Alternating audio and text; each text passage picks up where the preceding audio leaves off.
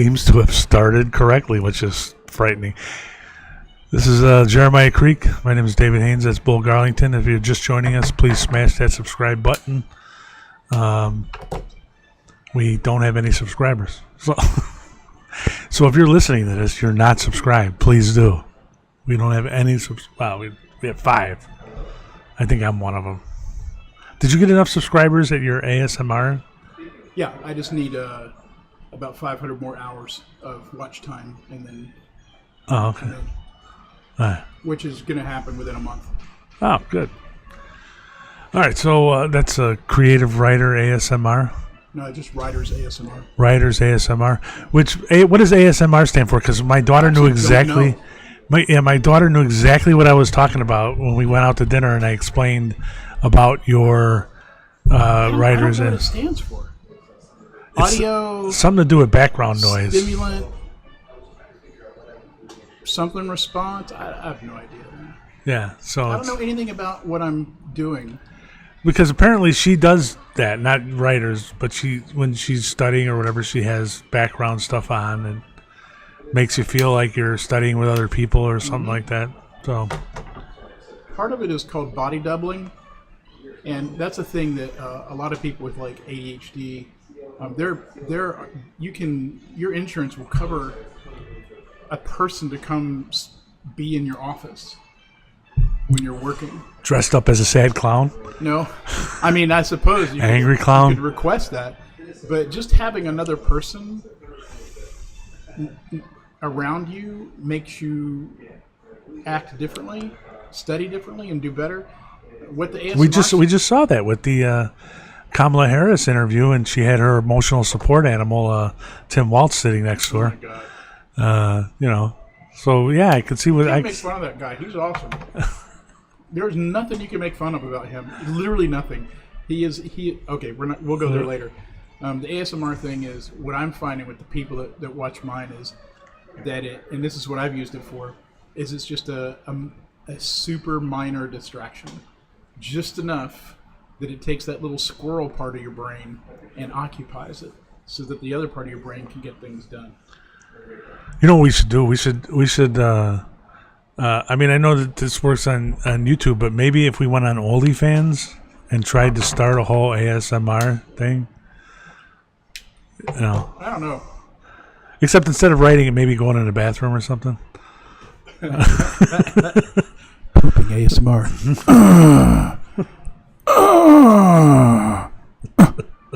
With the fan going. And everyone started like, I'm in here. Or the shower. Just the shower. Not showing anybody in the shower. Just the sound of the shower running. Yeah. So, boy, we should probably plan these things before we start. Why would we do a thing like that? All right.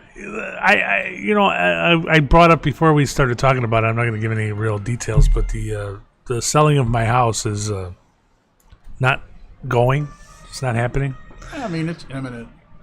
And I am finding that it seems to be much easier for me just to be pessimistic about the whole thing.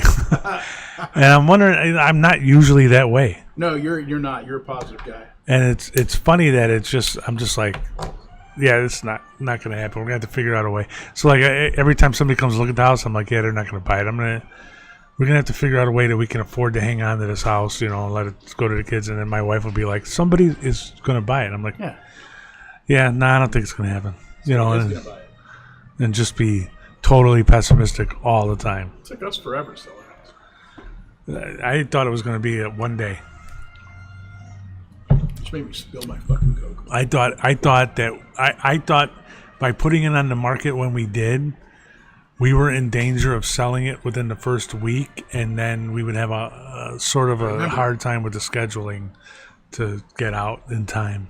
Just have hope. I mean, selling a house is not an instantaneous thing. It takes forever. And it takes people forever to make a decision, because if they're looking at 3 houses, like if they've got their top 3 that they finally narrowed it down to, it's going to take them forever. Right. They're going to be doing things like, well, I like the doorknobs here, but I like the window shades there, Yeah, it's funny. My wife said, she was explaining to me yesterday that when we bought our house in Tennessee, it's hard to explain this the timeline, but we picked a house that we really liked, right? We had, like you said, we had the top three. Well, and of the top three, we had a number one that we agreed on, and a number 2 and 3 that we didn't agree on. Is the number one the one you're in? Actually, no. The first one we both agreed on. We put an offer in. They accepted the offer. We did the inspection, and the house had some problems. Like, I think I told you this. It had a huge deck. Yeah, the deck. Yeah. Yeah, and it had big deck energy. Yeah, it had half the house was decked, and it was done. It was connected wrong or something like that. I have a little deck on the back of the house. Well, that's what your wife tells everybody. But so in the end, we decided not to buy it. It sold for the price that they asked. Wow, I so checked. Somebody inherited that deck problem. Yeah, I thought about it over the years. I'm like, well, you know what? It stood for a long time. I mean, it's funny when you listen to the inspector talk about it and go, yeah, this wasn't done correctly, and this is going to be a problem somewhere down the road.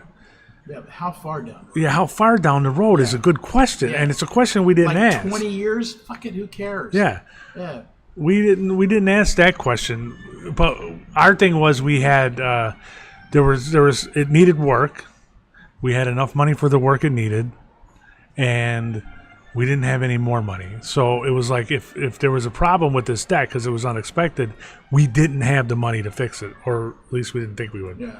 So we chose not to do that, and then we went to what my wife thought was our number 2 house, and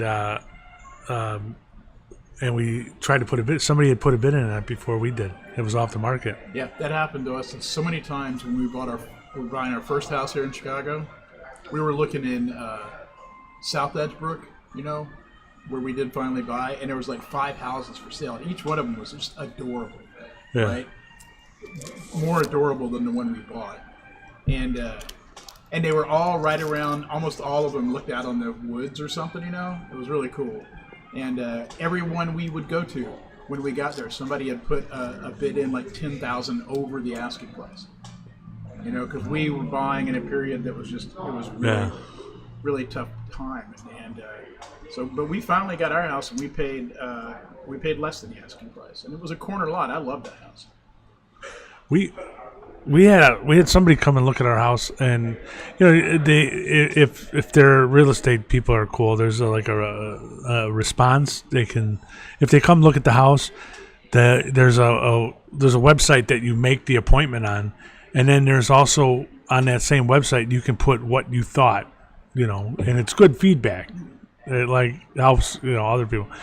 The last people that looked at the house that seemed to really like it, and so my real estate asked their real estate people what they thought. And they said, they really like the house, but they're gravitating more towards Norwood Park. And I'm like, what the hell are you looking at my house? You're never going to find a house in Norwood Park. Is your house the what would you call it? The prover house, I don't know. The comparison house. I don't know, but if you're looking at Norwood Park, which is that's it's only a few blocks away, but the houses are bigger and much more expensive. Yeah, and those are important blocks. Yeah, it's a whole. It might as well be 20 miles away. Yeah, and it's like you look at the differences in prices. I've been getting these spam calls where I just click off of them and then they call right back. Don't you have a spam thing on your phone? Yeah, I do. If I'm not doing anything else, I'll set it. Talking about houses and repairs and stuff, my wife was at a street festival a couple weeks ago with my niece and some other people. I wasn't there, and Anderson Windows was handing out discounts, right? So she got one, and I scheduled Anderson to come over because we do need a new front window. Our front window is awful. And not only is it super old, but like 20, 25 years ago, our aunt was doing some kind of weird repair on it, so it's ridiculous. Yeah. And so we would like a new one. They came in and did all the stuff. They showed me their windows. They did the little heat test thing. It was really cool, right? How much do you think it would cost? You see my house. I have a 3-panel bay window. How much do you think it would cost to replace that? $1 million. No, I don't know. It's a big window. 2,000. $13,000. Wow. Is what they were going to charge me. Wow. $13,000 for a 3-panel bay window. That they didn't have to build anything new or anything. It was take one out, put one in. $13,000. So if you're at Anderson Windows and you're listening to this, fuck you and your $13,000, you fucking idiots. You know, we're going with Pella. We had a window. We had a window problem down in our house in Tennessee, and it is that apparently when they built the house, they intended to put a deck on the second floor because there's a door. Or deck problems. Well, there's a door. There was a door on the front of the house. I remember that. Yeah, and it was on the second floor. The door to nowhere. The door to nowhere. And so clearly they had planned to put some kind of deck. Put a widow's walk there. Oh yeah, it would have been a good idea, but we didn't want to do anything to the front of the house. We thought the front of the house looked fine the way it was, so we weren't going to do anything. You need a balcony there that's just big enough for 2 deck chairs. Well, I'd like to do that on the back for the bedroom, so that I can have coffee on my own personal time. Well, that's right. You never went. Yeah, why would you? No, I've been to your house. Yeah, but you didn't go in my bedroom. No, and I didn't walk around or anything either. Like the back of your house is a mystery to me. Oh, well, okay. Well, let me finish the story. So about a year after we bought the house, the insurance company called us and said, "Hey, you have a door on the second floor that leads to nowhere." Like, yeah. Well, we're not really living there full time. We're going to replace it when we move in. And they're like, "Well, we can't insure your house if you have that thing. You're going to have to, at the very least, put something over the door that makes it clearly not usable, like 2x4s that don't allow the door to open. You know, pretty unsightly." Yeah, but it's not a big deal. So we decided we had always intended to replace that door with a window because we didn't want to put a balcony or anything. We didn't, you know. So but they were like, it was like the end of our insurance policy. We had like 3 weeks to do this, and so we went down to, what was that? There's a window place on Laramie, just north of Grand, that they make windows here. And we went down there and we're like, well, we have this, you know, we found a contractor. They said they could replace the window within 3 weeks, but we'd have to get the window. The hard part is going to be getting the window. And so we go down there and the guy's like, well, yeah, we can make the window. It's going to take 4 months. We got a 4-month back order. And I'm like, holy fuck. It's no way we can. Isn't it a standard? Can't you just buy a window? It wasn't standard. It wasn't standard. Oh, that's the thing, because it's got to be the size of a door, basically, or close to it, at least the width, and then you can build a frame. Well, so what happened is they're like, well, you're welcome to look in our windows we made that weren't picked up, or our extras or something like that. And they told us the window that we wanted would cost $500. And but it would take 4 months, and that's like, well, we were willing to pay the $500 within 4 months. They said, well, you can look over there and see if there's anything that comes close, and maybe your contractor can figure out a way to do it. We walked over to their basically scrap heap pile. The first one we looked at was the perfect size and the perfect color. $75. Get out. Now the problem is we had to throw it in a trailer and bring it down to Tennessee, but worth it to me. Yeah, that's what we got to replace. Okay, so the back of our house butts up against a mountain, so we had to, So you don't have a backyard; you have like a slope, right? Yeah, we have a slope right in the back. Let's say slope. But the first floor of the house goes out beyond the second floor of the house. There's like that back room extends further on. So what we want to do is take one of the windows, turn it into French doors in our bedroom, build a deck over that back room, and have a deck that just looks up the side of the hill. Nobody can see. You know, it'd be beautiful if we put a coffee maker in our bedroom. I never have to come out of the room till noon. That's a plan right there. Yeah, absolutely. But that would require us selling our house. So if anybody wants to buy it, I hope I never have to go through that shit again. Even though I don't like my house, I'd rather live in it than ever move again. Well, okay. So for selling the house, the thing that means I go from pessimism to okay. There's a couple of things. We keep talking about. At some point, we should just move, and whether we sell it or not, we can come back and get whatever the minimal furniture we leave. And there's nobody there but you. Right. Get out. And so we're thinking about doing that. So every once in a while, I'll go like, all right, fine, and I'll pack up a box of stuff. So I got like 3 boxes packed up. Just the stuff that we're not going to use. And I'm trying to get my wife to think, okay, October 1st, if we don't sell it or have it under contract, waiting for a closing, we just go. And then we'll leave the minimal amount of furniture and come back and get it later. So that's what I'm hoping. Kind of expected. I put in for a couple jobs, and I'm waiting Tennessee? for them. Tennessee or remote? Yeah. I got What kind of remote job? one working for the CDC, doing some training. That sounds like that's something you'd be good at. One working for the VA as an investigator. Cool. Yeah, that's it's a remote. Both of them, any of the federal jobs, they're remote with about 25% travel. I'm like, okay. What's the pay like? Not much. I mean, $50,000, I think. Enough to pay for my kids' college, and any money I would make from a job that I would get, we don't plan on living on that. Yeah. It's only to pay off whatever mortgage is left after we sell our house, and college. Fine. Anything else just goes into. It's going to go into savings. I took my first class yesterday. Oh yeah, how was it? This is at Oxford University. It wasn't exactly a class. Oh, So you have to have the orientation type It's thing. kind of like that. It's part of orientation. But I'm an online student and I'm 60, right? Yeah. And this class was about consent. Oh. And it was, and I had to do it, right? Did they do the T thing? The T. No. Oh, they I love did the that. T. It was way more clear and obvious than there was no. Yeah. And but I had to go through and learn about consent and answer a bunch of questions and everything. And now I got my. And it was all because I realized it's because it's a university and everyone that goes there is, hormone crazed teenager.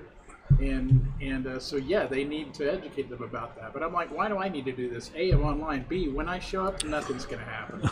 All right, nobody has to worry about the most consent they'll need is, sir, can I open the door for you? That's it, But so now my first, Do you need help getting your walker into the car? exactly. So my first certificate from Oxford University is about sexual consent. Well, you know what though, you have to. Okay, think about if they said, well, in your case, you don't have to take it. I mean, That would be kind of offensive. I wouldn't be offended. I would be like, yeah, of course. Thanks. Imagine if they Makes said that sense. to a woman. Yeah. Don't worry. Right? It would be really offensive. Not you. You're 35. Don't worry about it. This class is only You're for the people. ancient. This class is only for the people that are going to get asked. You don't have to worry about it. Oh man, yeah. And they had all these. You might run into some English, when you're there, you might run into some English girl with daddy issues, poor daddy issues. You might run into some rich socialite who wishes that she could date. My wife is a lawyer, a former scientist, an Irish Catholic, and she watches. She listens to podcasts about women who got away with murdering their husbands. I'm not doing nothing. Well, yeah, but the people don't know that. The people you run into. They might approach me. I'll Yeah. just giggle and say, "Go away." Has anybody ever flirted with you and you didn't know, and you got in trouble for it? Everyone that ever flirted with me, I didn't know. Yeah, well, me I too. learned about it like 25, 30 years later when they're like, reconnect, and like, hey, remember that one time we were doing this one thing? I'm like, yeah, and like, I was flirting hard with you. I'm like, you gotta be kidding me. You gotta be kidding me. And then when I look back, because I can remember like some of those conversations and some of those moments, right?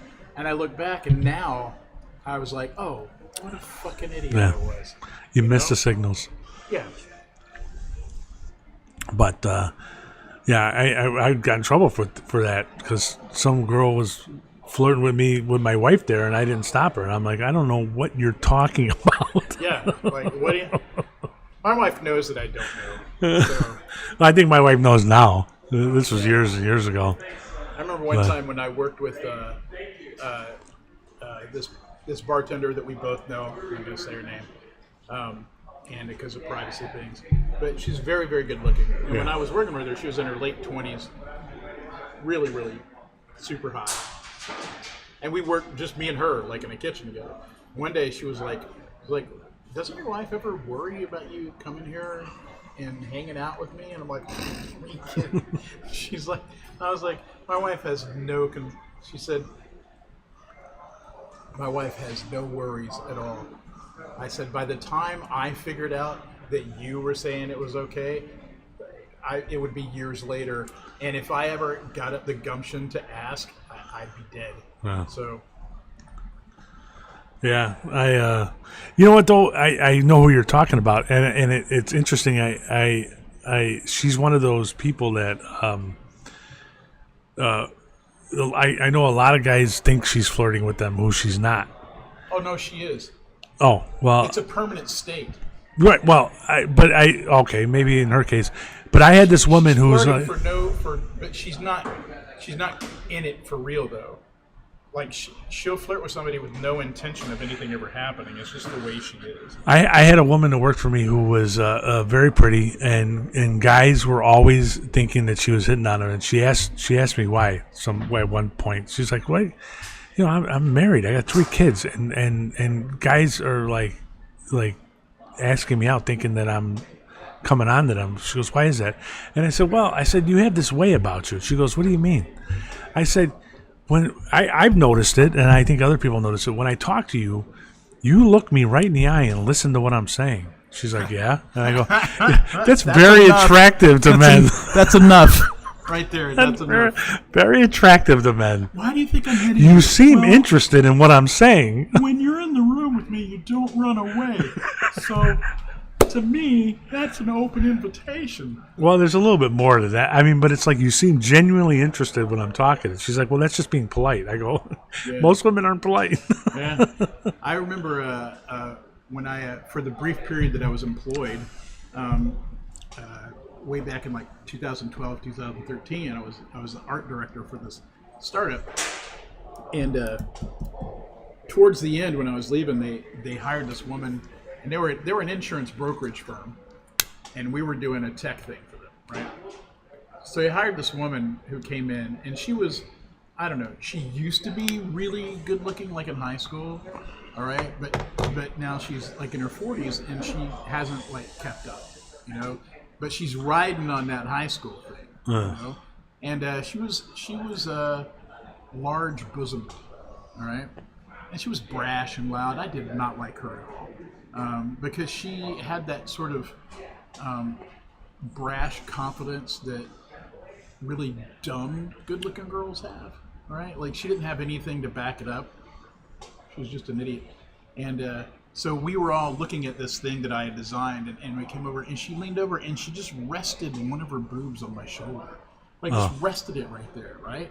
And nudged into me, and I just stopped everything. I turned around and I said, "Can you please get your boob off my shoulder?" Like it was somebody laid their dick on my shoulder. So can you just? I mean, what the fuck, man? What kind of weird crap is that? Now the other we're discussing types of women here, and I don't know about it, but I worked with a woman. Oh, and you know who else is like this? This description is Ursula Bielski. Who are she's a little flirty, yeah, but also their personality. They have wonderful personalities, and you can tell that when they were young, they were not pretty. Like Ursula is an unbelievable. I've known her since like 3rd grade, and she's ugly duckling. The swan doesn't begin to describe it. Wow. And so those are the women that develop their personalities early because they're just they were not, I don't know how to say it, women who were pretty all their lives are very entitled, it seems like, and women who weren't develop very nice personalities and then grow into their looks. I feel like we're edging into some dangerous yeah, territory. me too. Me too. I will say about Ursula is that I haven't seen her in a while. I've talked to her a couple of times, but back when I was doing the EVP thing, she came to one of them, and she's one of those people. It's not so much that she's flirting as she's testing to see how far she can go, just for the fun of watching you be nervous. Because I mean, she has no intention of following through, but she loves to. And she just would say things to me that I was like, "Holy fuck!" Like, did you just say that out loud? If you're talking to her, you should see if she wants to come here and if she's still doing those tours. She did the ghost tours for years. She does ghost tours, and she makes perfume now. Well, you should see if she wants to come on and talk to her. I'd love to see her. I haven't talked to her in years. I bet she'd smoke a cigar. Maybe, yeah. All right, let's see. Do we have any topics? Because I thought I had one. I had a topic when I came in, and now I can't remember what it was. Well, you should write these things down. I should write these things down, but I forget to write these things down. I keep notes, but I didn't open them up before I podcast. All right. Oh, the Pope. There's a segue. He's in Indonesia. So the Pope is going to Indonesia for a long tour. Now he's in a wheelchair. Did you know that? No. And he's going to Asia and Oceania. He's going to be going 20,390 miles by air during his September 2nd to 13th visit to Indonesia, Papua New Guinea, East Timor, Singapore, and... All right, there was a reason why I wanted to talk about this. He's 88, or will be 88 in December. I mean, if he's the chosen mouthpiece for God, don't you think God would, like, there'd be some perks? Yeah. Like, he'd go, like, hey, let me just heal you up a little bit so you don't need that wheelchair, you know? Well, you also have to think that if he's the heir to the chair of Jesus, then he should suffer because Jesus suffered. Oh my God, what a weird way to look at it. But Catholics, Jesus Christ.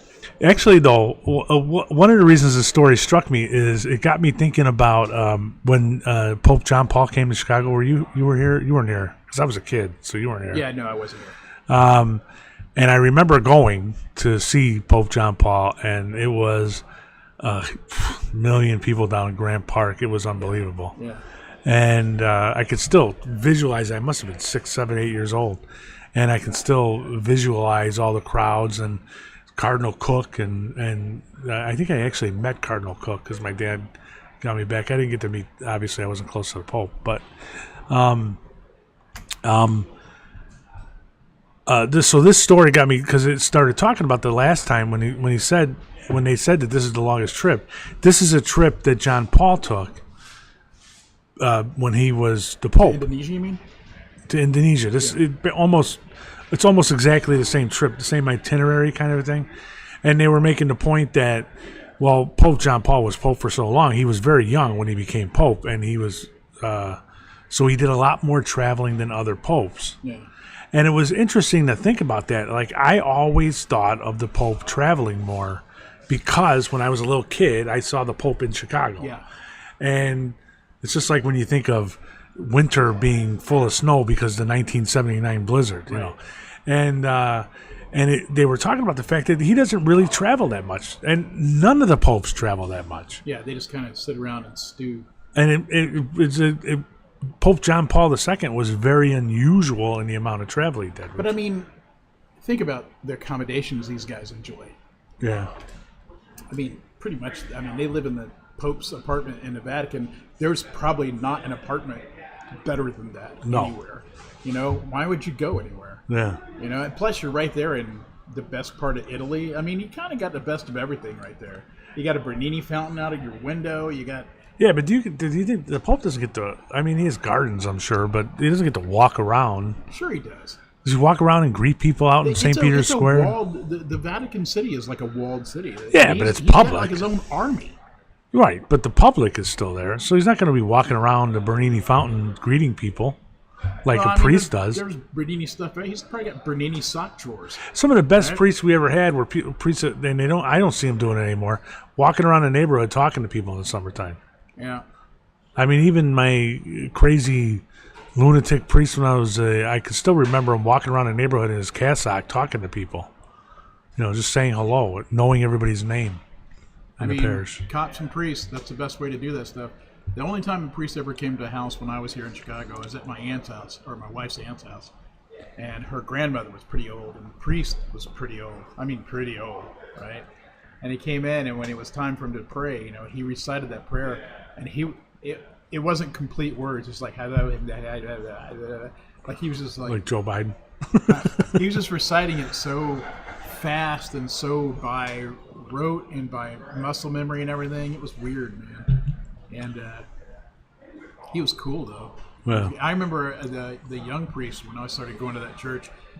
My wife had grown up in that church and knew that priest when she was younger, and he could never remember her name. But like I'd get out of the car from way across the parking lot, he'd be like, "Yo, Chris," like he knew me immediately.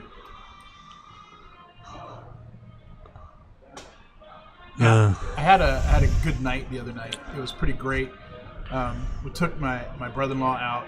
We all went out for sushi. Hadn't had sushi in a long time, and then decided to stop like Club Lucky and have some drinks. Oh, I just drove by Club Lucky. When we keep saying we're going to go, and I never. Yeah, I don't know what's wrong with us. We should do it. So, get home, right? Not I live in a nice pedestrian neighborhood like you do. And neighbors know each other and everything, and we've become pretty good friends with these neighbors down the street. And we got out of the car. Corley was walking her dog, and it was only like 10 o'clock or something like that. And I was like, "Hey," she goes, "What are you doing?" So we all walked down, and she goes, "We got some friends come over in the house right now. Why don't you guys come in and have some drinks with us?" I'm like, "Sure, okay." So Colleen and her were talking, and finally I was like, "You know what? I'm just going to go in." All right. Now, her husband doesn't know that I'm coming in, right? And so I just walked in the house, walked around to where all the people were, into the kitchen, and poured myself a glass of water. Just stood there, like. And Steve's looking at me, and nobody else knows me, right? And I'm like, and I just stood there drinking my water, staring at everybody. It was like legendary. It was pretty cool. And then we stayed up till like 1 a.m. drinking incredibly expensive wine with like restaurant owners and stuff that this guy knows. It was a pretty cool night. But I like little moments like that where it's just, I mean, you get to do something weird and it's okay. Yeah, and it works out. And like right away, Steve was like, okay, I see what's going on here. And so he didn't call me out or anything. He just finally like said, "We want a glass of wine." This guy just walks in. I had a weird thing last night. I'm sitting out on the deck, reading and smoking my pipe, and a fire truck comes, and the you How can. big was your pipe? you know how when the fire truck is coming, okay, you all in the city, you always hear fire trucks going by, police cars going by, whatever. But you know how when a fire truck's approaching and the siren's getting lower and it's coming somewhere around it's getting parked. It's like, yeah, it's coming somewhere near you, and so you're trying to figure out what neighbors are. And so the thing, I live the second house in the corner. It pulls up right on the corner, right next to my neighbor. So sorry. I get up and I walk out to the front, and my neighbor is standing on our front steps talking to my wife. I'm like, "You all right?" He goes, "Yeah." I go, "There's a guy next to my house who was I'm looking out and I can see him walking, and he bumps into my fence." And this is like literally while I was sitting on the deck. I didn't even realize he was out on his deck next door. And then so I started looking at him, and then he fell down next to my house. So I called 911. It's just a drunk. So I'm like, well, let's see. Is it? First question I asked, and I'm sorry in advance. I thought, is it Steve Gotts? My neighbor was like Kramer, but it was not. It was just some random guy, and he just collapsed there. And then they woke him up, and they tried to get him to walk away, and he almost collapsed again. So they took him to the ambulance. That could be any of us, really. Yeah, you never know. Probably his wife just drove him to it. Probably, yeah. Probably a guy trying to sell his house. Yeah. And just really spiraling out of control. The pessimism got to him. Just for once, I'd like to spiral into control. That'd be nice. Yeah. You I don't know, know. somebody asked me the other day. They're like, "Oh, it was at that party when I walked in there," and so he's introducing me to everybody, you know, and he's like, "Hey, Chris is an author." And you're like, "Oh, wow, that's really cool." And I was like, "Yeah, you know, not really." They're like, "What do you mean?" I'm like, "I just sit all day and write, you know, and I have the most unexciting job there is. It's all up here, right? Like this part's cool, and like the stories I write are cool, but like my actual life is like extra boring. You know, I literally just sit there completely quietly, scribbling away for. Yeah, I wonder what 6 Stephen hours. King does all day. Same thing. No, Except I mean, he doesn't. He types. He doesn't write by hand. no, I Neil know, Gaiman but writes by hand. he doesn't write all day. I'm sure. He writes for. I know a lot about Stephen King. He writes for anywhere from 6 to 8 hours a day, and he writes about 4,000 words a day. He is an extreme, as we all know, an incredibly productive writer. So Neil Gaiman writes in longhand using fountain pens, and every day he picks a different color fountain pen. So that way, or different color ink, that way he can see like all the blue is from yesterday and all the red was from the day before. I don't get it, but whatever.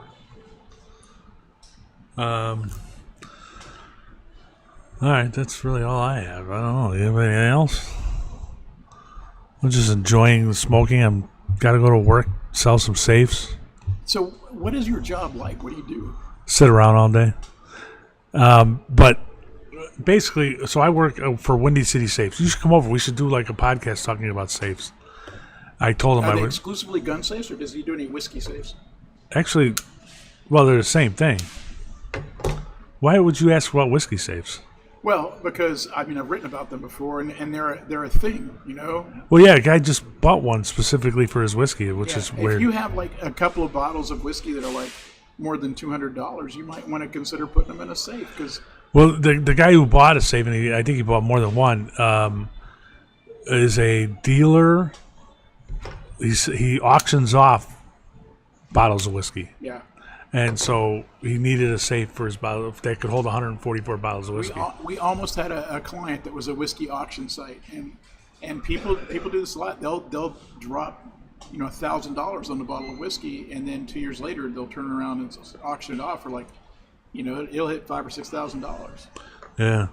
So Windy City Safes, and he sells Liberty Safes, and basically, I mean, 90% of his business is done online or on the phone, but the franchise is required to have a showroom and a store that's open a certain number of hours a week, and so unless he wants to sit there, I mean, he delivers the safe himself, and so he hires somebody.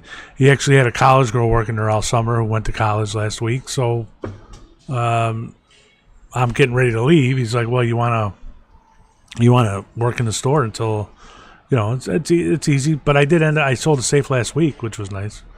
Maybe you can franchise in Tennessee. I thought about it. We actually looked, and There's already some cheap rent. there's already a franchise Oh. near, not too far from me, so I don't know if I'd be able to, but I would. There's some storefronts that would do well, but you got to spend. I mean, to get discounts, like one of the things that he talks about, he goes, I don't make a lot of money, but by this point he owns all the safes that he has in the store, and it pays for his truck that he uses for delivery. So anything else, he's got to pay the rent, and he's got to pay my salary and the salary of people who help him deliver. But, he's not doing too badly. Is the point? But yeah, it's a very easy job. Basically 90% of my time is watching TV or trying to write on my computer, and then people come in to look around. And then a lot of the times they already know what they want. They just want to come and look at it and measure it, and then either they want to buy it right away, or they're already talking to them on the phone to buy it online. Either way, so it's a very easy job.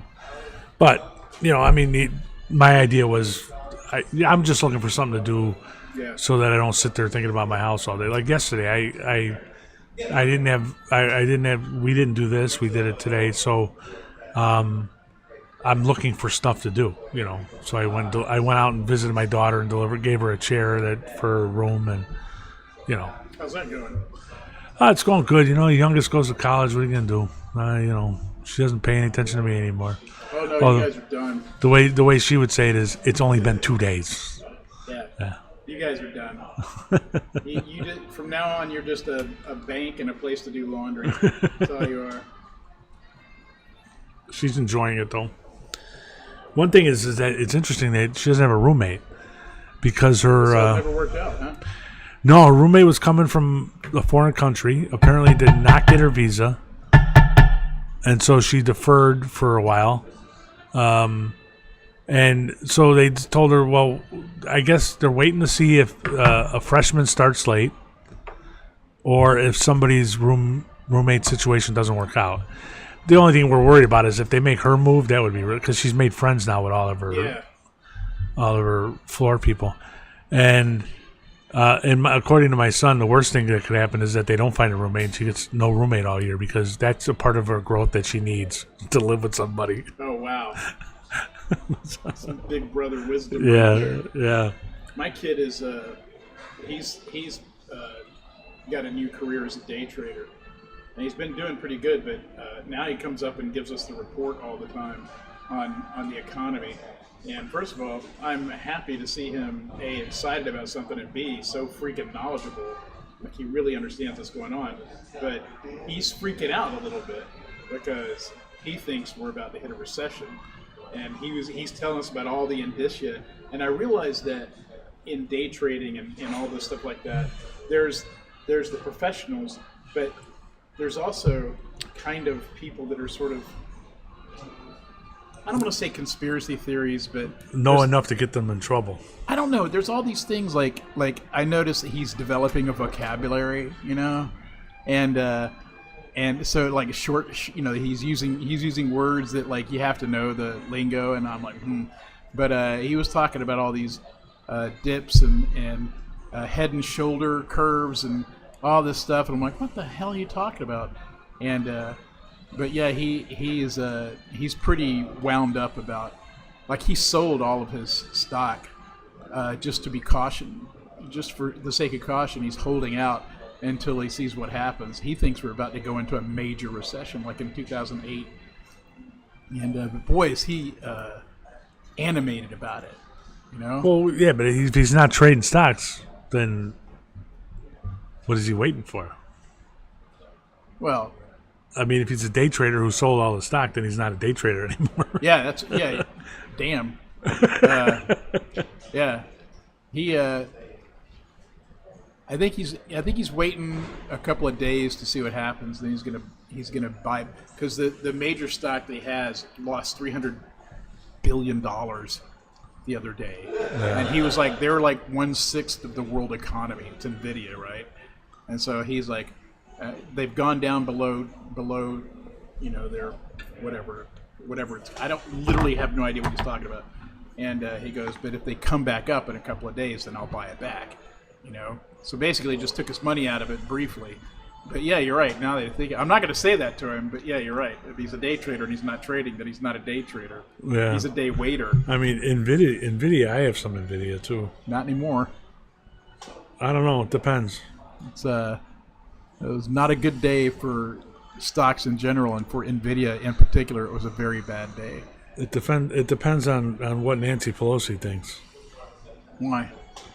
Because I only have a few $100 that I trade, but what I did was I tied it to Nancy Pelosi. So whatever Nancy Pelosi does, my account automatically does the same thing. How do you do that? It's called autopilot, and you can pick politicians or really No way. anybody, and you just your account tracks their trades, and then you make the trades in whatever percentage. You know what I got invited to that I've been waiting on forever is a thing called Legion M. Have you seen that? You invest in movies. No. And I've always wanted to do that.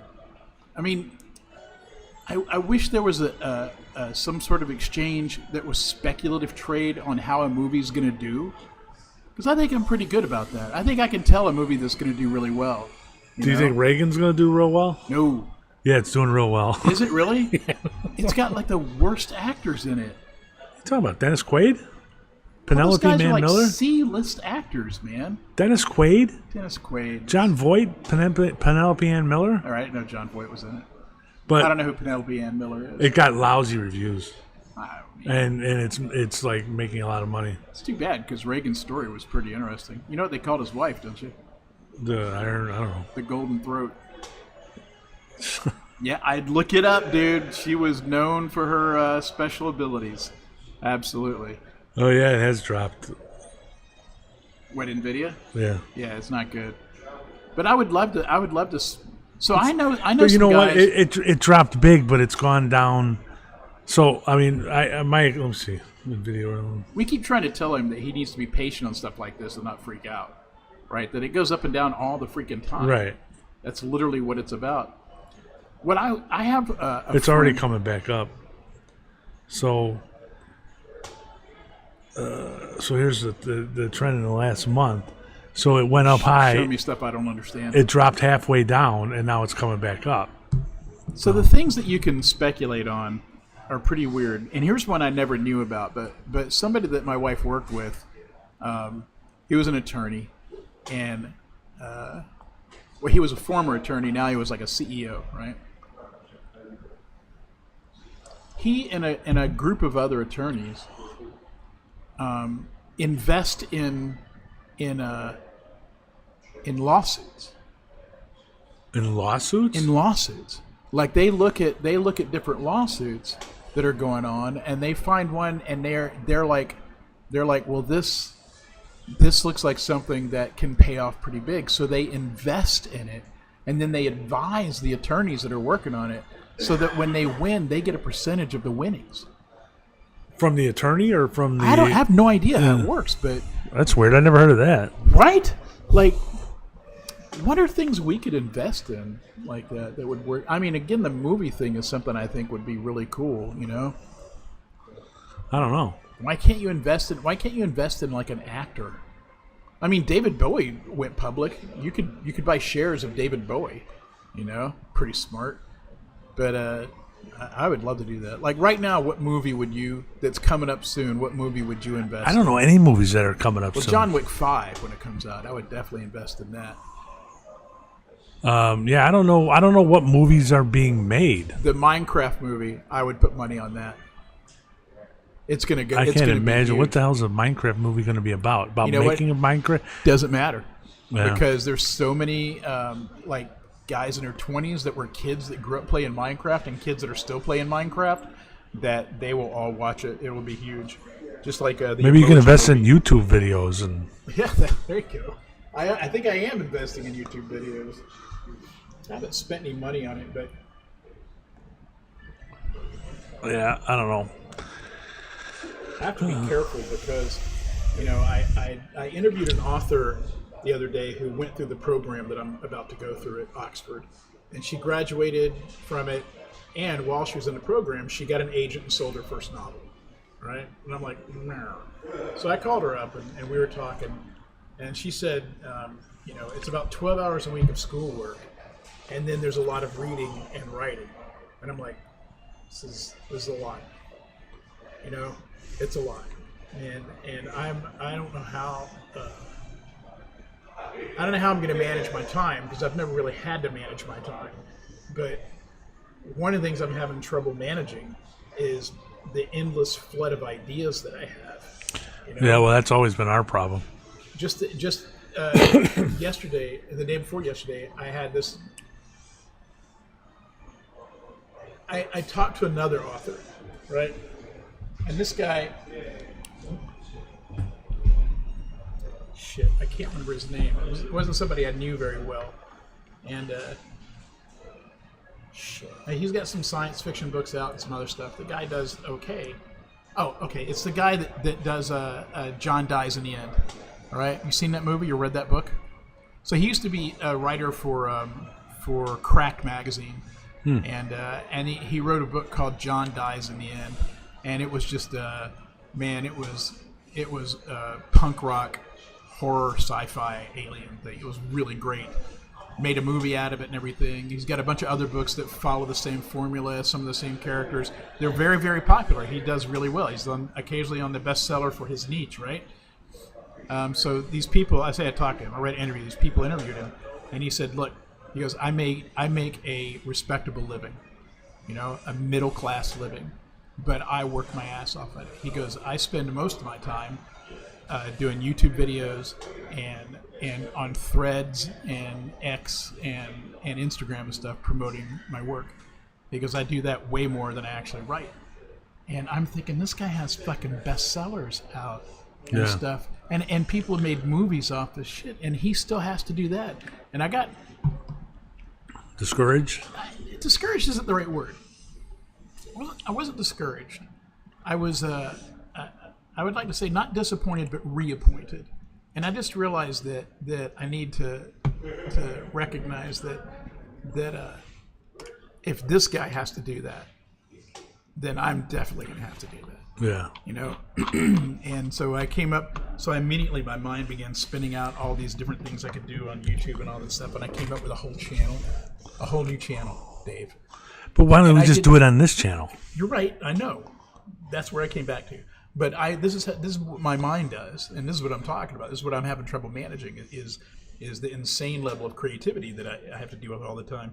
I finished everything out, like a full plan, a logo, and like a marketing plan. All that I did all that in from 10 o'clock at night to 1 in the morning. All that stuff. I have to not do that. Right. I have to stop myself from doing it. I was thinking Well, once you give me admin on that, there's a lot of stuff I can do on our site. All right. And I think that you should take the URL for it and just let's ditch the website and point it directly to YouTube. We don't need a website.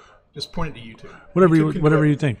But the thing I was thinking about recently is that if we could set this up, we could have, you can have more, it show up as playlists, but when I move to Tennessee, we're going to have to generally do this as a Zoom or,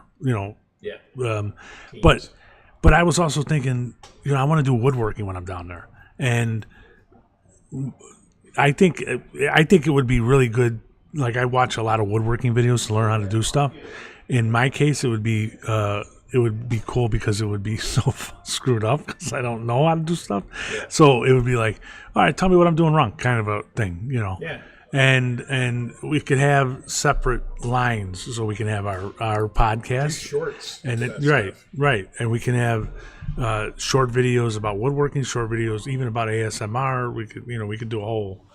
We could do multiple streams on the same channel. Look at is keyword research for people for dudes that are our age. What are they searching for, and what are the things that they're concerned about? So we can talk all day about selling your house and everything, but at some point we should probably talk about how to reduce your salt intake and how do you lower your blood pressure and stuff like that, because that's what how do I resolve my issues with gout, because that's what these dudes are searching for. Yeah. But if you do that, then this is what I'm learning how to do this week, is you can create a timeline for your video and mark. Yeah. I don't know how to do it yet, but you can mark all those things, and then in the description there's links to those things. Right. And I want to do that too, and I keep forgetting. Yeah, so that's what I'm learning. And what you can do is for each one of those sections, you can carve that out and make it into a short. And you can do a playlist so you can have a shorts playlist that's how to lower your blood pressure. And then each one of those shorts links to the main video, all right? And because shorts get a lot more traction than regular videos. And they bring in more people. I noticed that I watch a lot of shorts and then go. The SEO is fairly important. And we don't do any of that. I don't do any of that. Yeah. Well, again, make me admin and I'll start taking care of all that stuff. All right. Well, let's. Because I'm enjoying doing that. Well, let's end this now, and I'll do it before you leave. I'm actually gonna be pitching my editors to transition from writing for them to doing just YouTube stuff for them. Well, I should introduce you to George, the Windy City Safes guy, because I made him a YouTube channel. I did one video to show him how it can be done, but then I gotta, we gotta set him up with how to do videos. If he wants to pay us, Yeah, I don't know if he wants to do that, but well, if he doesn't want to do that, I'm not going to talk to him. I'm not doing anything for free anymore. All right.